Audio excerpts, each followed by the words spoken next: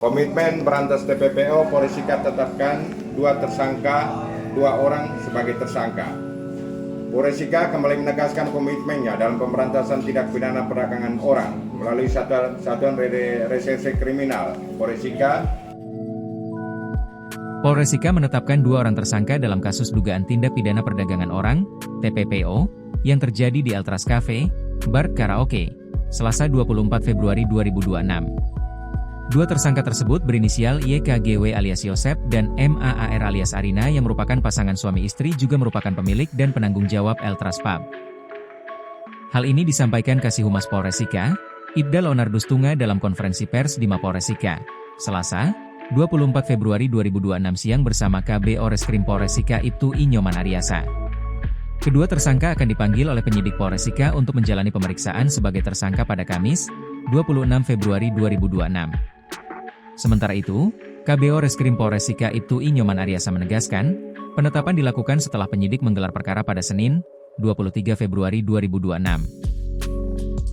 Gelar perkara dipimpin Kasat Reskrim Ibtu Dionisius Siga dan dihadiri jajaran internal Polres Sika serta perwakilan Ditres PPAPPO Polda NTT. Dalam kasus ini, polisi menduga terjadi praktik eksploitasi terhadap 13 korban di Eltras Cafe, Bar Karaoke.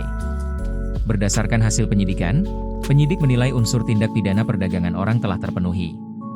Para tersangka dijerat dengan pasal 455 ayat 1 dan ayat 2. Yungto pasal 20 huruf A dan huruf C Undang-Undang Nomor 1 Tahun 2023 tentang KUHP Yungto Undang-Undang Nomor 1 Tahun 2026 tentang penyesuaian pidana. Kapolres Sika AKBP Bambang Supono menegaskan, penetapan tersangka dilakukan melalui mekanisme gelar perkara dan proses penyidikan yang cermat.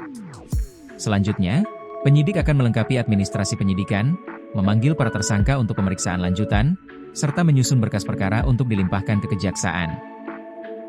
Polisi juga akan melakukan penyitaan barang bukti yang berkaitan dengan perkara tersebut.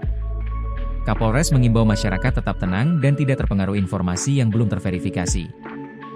Ia memastikan proses hukum berjalan sesuai ketentuan yang berlaku.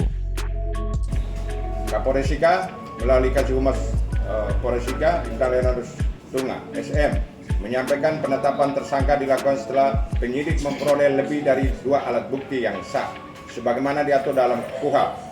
Berdasarkan alat bukti tersebut, peserta gelar perkara sepakat bahwa telah dipenuhi unsur dugaan tindak pidana perdagangan orang sesuai ketentuan peraturan perundang-undangan yang berlaku. Pasal dan lain-lain tadi sudah dijelaskan secara teknis oleh Pak KBO.